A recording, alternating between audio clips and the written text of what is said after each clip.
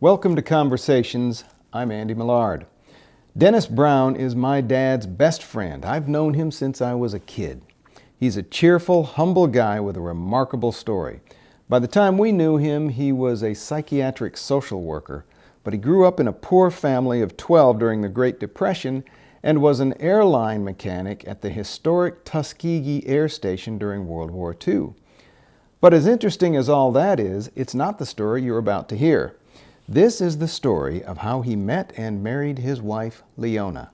He tried to rush through it at first, but I made him back up and give me the details. It's not exactly a prototypical love story.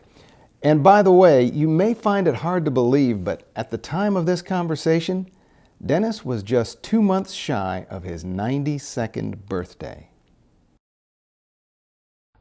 I did something that I would not recommend to anybody else and would never have thought I would have done it. But within a couple of months of getting out of the service, I got married.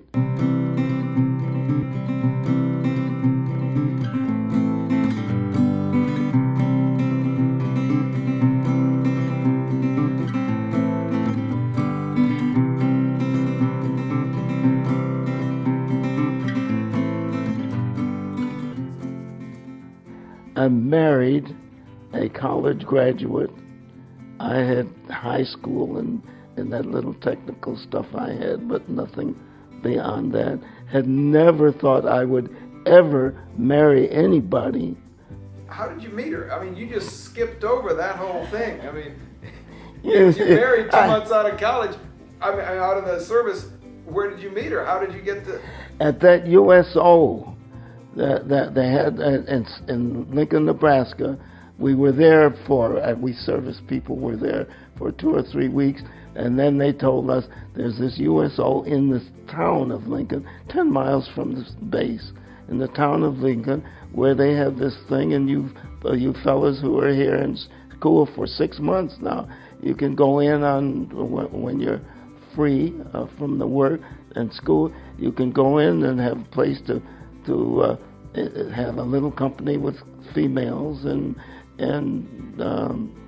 play cards, shoot pool, ping pong, coffee, go to movies, maybe this kind of thing.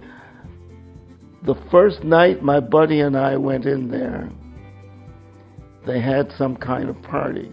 Now, this party was for black soldiers who were there. And my buddy wandered around the hall for a little while, and after a while he came back with 2 females. And he says, I want you to meet my buddy. And my future wife was one of those females. Was she the one that he intended for you, or was she the one that he intended for himself? It was just women at that point, I'm sure. What happened is that, okay, we made a contact, and my wife lived in Lincoln. That was her home. She was an only child. Her mother and her father were divorced. She lived with her mother. Her mother had a house, and she had girls staying there, black girls who were coming from out of town to go to the Lincoln University of Nebraska. And this made company for her daughter and her income for her, the mother who was running this house. The buddy and I met not only my wife, but the other 2 or 3 girls who were staying there, and we had a pleasant evening. And the girls said, "Will you come over the house tomorrow?" And we went over the house, and we were very pleasant and decent and everything. And the mother says, after a while, "You guys act like you're pretty decent, honorable fellas. You're going to be here for 5 or 6 months. You don't know anybody or anything. My daughter and these 3 girls are here.